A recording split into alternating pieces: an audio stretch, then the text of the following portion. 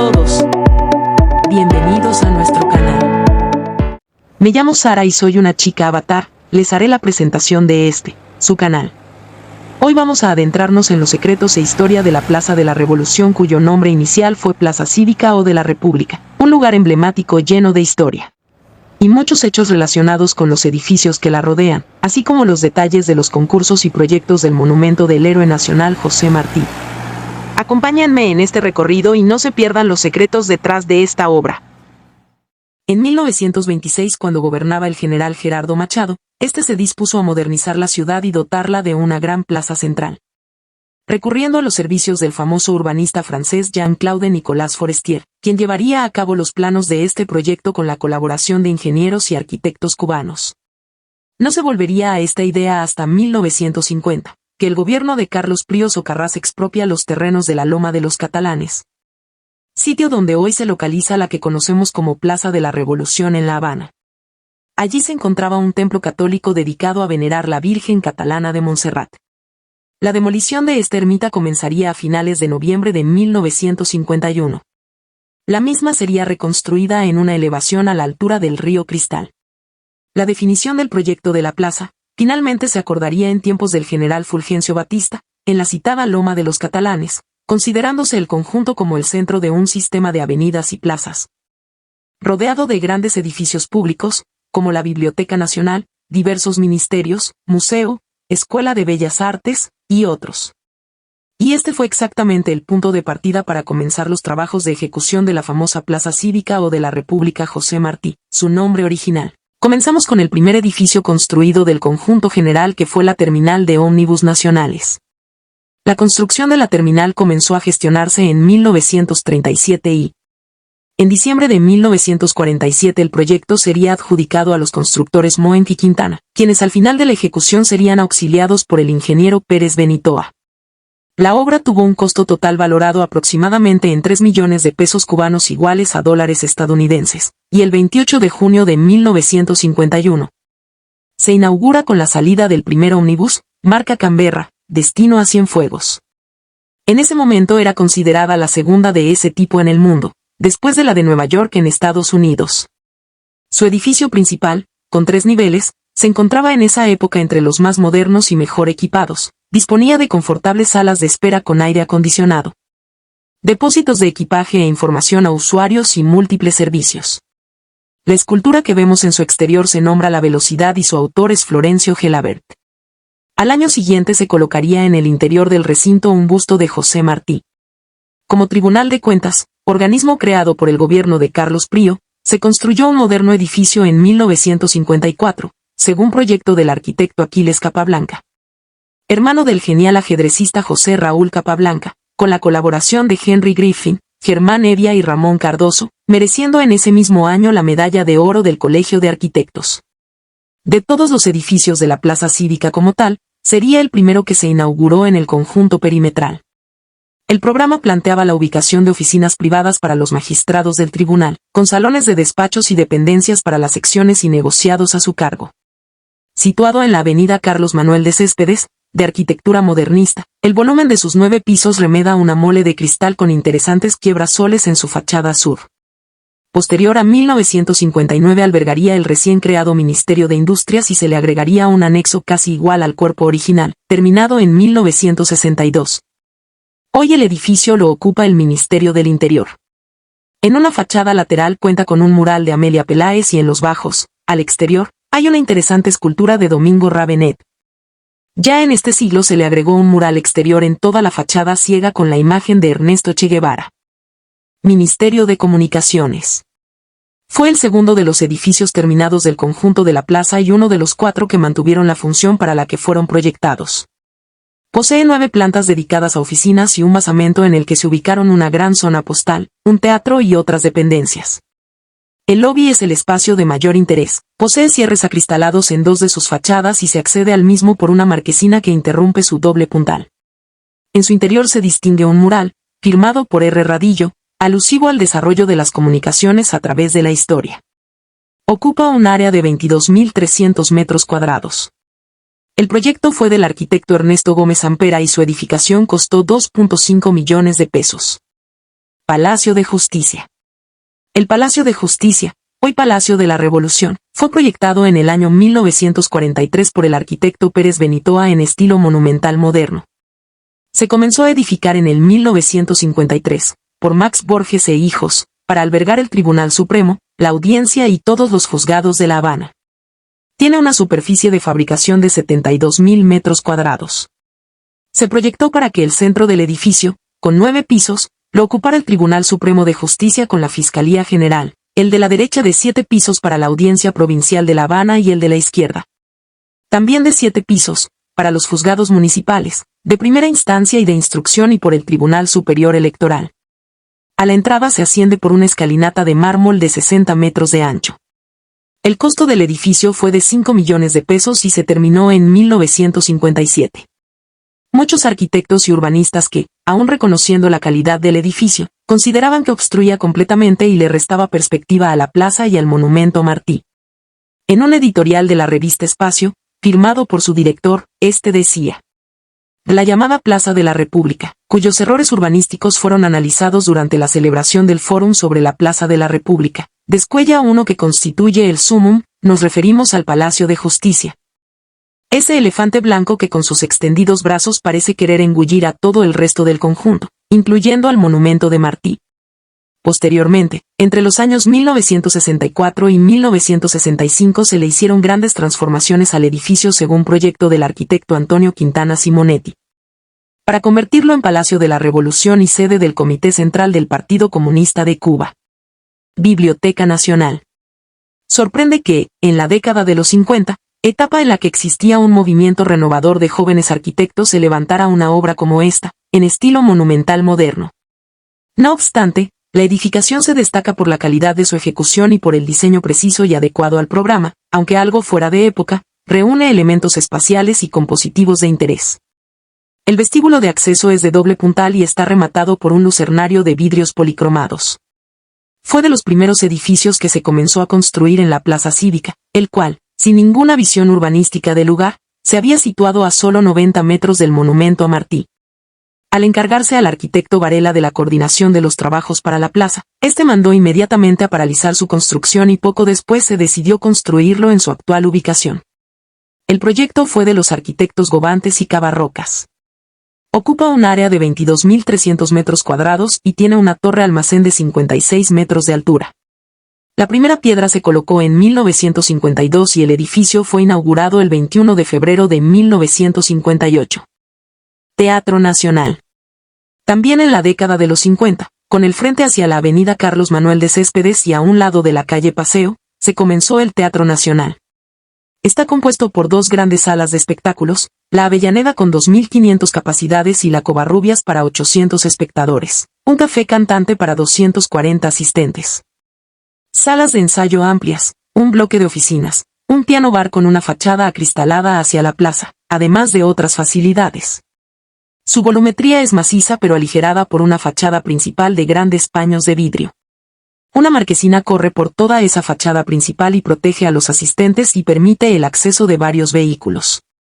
Sus áreas exteriores fueron bien diseñadas, con pavimentos que se entremezclan con piezas escultóricas, estanques de agua y abundante vegetación. Inaugurado en 1960, fue cerrado seguidamente y no volvió a reabrirse remozado, 26 años después en 1979. Renta de lotería. Otro de los edificios que integran el conjunto monumental de la Plaza Cívica es el destinado a renta de lotería, proyectado por Lorenzo Gómez Fantoli, concebido en líneas modernas y compuesto por 2 bloques. Uno destinado a oficinas y el otro a teatro. El primero es una pantalla horizontal de 5 niveles de forma parabólica en cuya fachada se aprecia una retícula en la que se reparten los paños de carpintería. Se accede a por una especie de puente colgado de 9 pórticos volados de hormigón armado. La solución de este puente constituye el mayor aporte de diseño de la obra, pues su fachada es monótona. El segundo bloque colocado perpendicular al primero, también se destaca por su entrada compuesta de una marquesina abovedada, apoyada en 2 arcos que cruzan la fachada. Fue destinado por la Revolución para el Instituto Nacional de Ahorro y Viviendas y, hoy, Ministerio de Economía y Planificación. En primer término de la imagen se observa la escultura Los portadores de la antorcha de la norteamericana Anna Huntington. donada a Cuba en 1956 por su esposo el hispanista y filántropo Archer Milton Huntington. Ubicada en el parque donde confluyen las avenidas 20 de Mayo y Ayestarán. Colegio de Abogados. En 1955 el Colegio de Abogados celebra un concurso para un nuevo edificio, que funcionaría además como seguro y retiro del gremio de abogados. Ubicado en Avenida Independencia esquina a Lombillo. El concurso fue ganado por un joven arquitecto, Aníbal Flores Jenkins, quien parte de un definido cubo volumétrico, que a su vez fragmenta proporcionalmente a las funciones que alberga el edificio. Un volumen más bajo dividido en 3 niveles, que entra y sale del nivel de fachada, permite además de sombrear la fachada, aligerar el cubo superior. Como arquitectos asesores de la Caja de Abogados estuvieron la firma de Maruri y Henares. El contratista de la ejecución del edificio fue el ingeniero Pedro de Mena. Actualmente el edificio lo ocupa la sede de la Dirección General de la Policía Nacional Revolucionaria. Diario Prensa Libre. En 1957 nuevamente el arquitecto Aníbal Flores Jenkins es contratado por Sergio Carbó, director del periódico Prensa Libre, para el proyecto de una nueva y moderna sede para dicho diario en La Habana, en la esquina de General Suárez y Territorial. El edificio, que es un juego de volúmenes superpuestos, es abierto tanto en el diseño de sus plantas, como en su fachada acristalada y orientada al norte menos castigado por el sol. Un basamento horizontal más sótano, albergaba la sede del periódico, con grandes y polivalentes espacios abiertos, un volumen más modulado y vertical seria dedicado a alquiler de oficinas. Buscando una rentabilidad y sostenibilidad económica, una cuadrada torre vertical ubicada al sur y ligeramente separada del edificio servía de circulación y servicios. El edificio se levanta entre 1957 y 58, y durante muy poco tiempo pudo funcionar como tal. Pues una vez intervenido por el gobierno revolucionario se instaló allí al periódico Revolución, que a su vez pasó a ser el Granma en 1965. Banco de Fomento Agrícola e Industrial. BANFAIC. Avanzados los años 50 y como uno de los últimos edificios en levantarse está este. Construido para ser la sede del Banco de Fomento Agrícola e Industrial de Cuba, el cual residía en la Lonja del Comercio. Ubicado en la avenida Carlos Manuel de Céspedes. El mismo se terminó en septiembre de 1959, obra del arquitecto Félix Cabarrocas, y la Revolución lo destinó para Ministerio de Obras Públicas, que más tarde fue Ministerio de la Construcción. Revista Bohemia. La nueva sede de la Revista Bohemia. Construida en Avenida Boyeros y Calle San Pedro en 1956. El arquitecto fue Luis Torriente, el cual desarrolló el programa para adaptarlo a las necesidades de la revista más demandada en el país, a petición de su director original, Miguel Ángel Quevedo. El Ayuntamiento de La Habana o Palacio Municipal fue de los últimos edificios que se construyeron, destaca en la esquina de la avenida de Rancho Boyeros y Paseo. Es una obra de los arquitectos Gobantes y Cabarroca en estilo post-racionalista, un edificio alto y estrecho de 24 pisos, destinado a ser la alcaldía de La Habana. Al proyectarse constaba de 3 pisos bajo el nivel de la calle, 2 destinados a parqueo y 1 de taquillas para el pago de los impuestos, 3 pisos sobre el nivel de la calle destinados al público, seguidos de una torre con 17 plantas para las oficinas. Lo remataba un piso destinado a la residencia del alcalde. La parte más elevada de la torre se encontraba a 94 metros sobre el nivel de los cimientos. El basamento está enchapado con mármoles negros. En el edificio se emplearon soluciones ingenieras avanzadas para la época. En 1959 aún no estaba inaugurado y se dedicó primero para el Instituto Nacional de la Reforma Agraria y más tarde lo ocupó el Ministerio de las Fuerzas Armadas Revolucionarias. Ministerio del Transporte. El último edificio de esta época inicial fue este. En la avenida Independencia o Rancho Boyeros entre Lombillo y Tulipán se construyó en 1961 el proyecto de los arquitectos Rosa M. Navia y José Gelabert, que proyectaron un edificio de 12 niveles en estilo moderno, con planta baja libre y doble puntal en una de sus secciones para proteger la entrada vehicular, con vestíbulo también de doble puntal. Y en toda la fachada sur a partir del basamento emplearon quiebrasoles, así como el empleo de paños de cerámica en sus fachadas laterales. Monumento a nuestro apóstol José Martí. Existieron varios certámenes para erigir el monumento a nuestro apóstol José Martí en los años 1938, 1939 y 1943, sin que se llegara a una conclusión definitiva. En todos los concursos se presentaron proyectos de importantes arquitectos cubanos y extranjeros. Estas son algunas maquetas del concurso de 1939. En el año 1953, con motivo del centenario del nacimiento del apóstol, se revivió el tema de la plaza, al cual se había añadido un nuevo elemento que era la construcción del Palacio de Justicia. Como el último proyecto aprobado tenía forma de un gran templo, la ubicación del Palacio de Justicia con un gran cuerpo horizontal lo deslucía totalmente.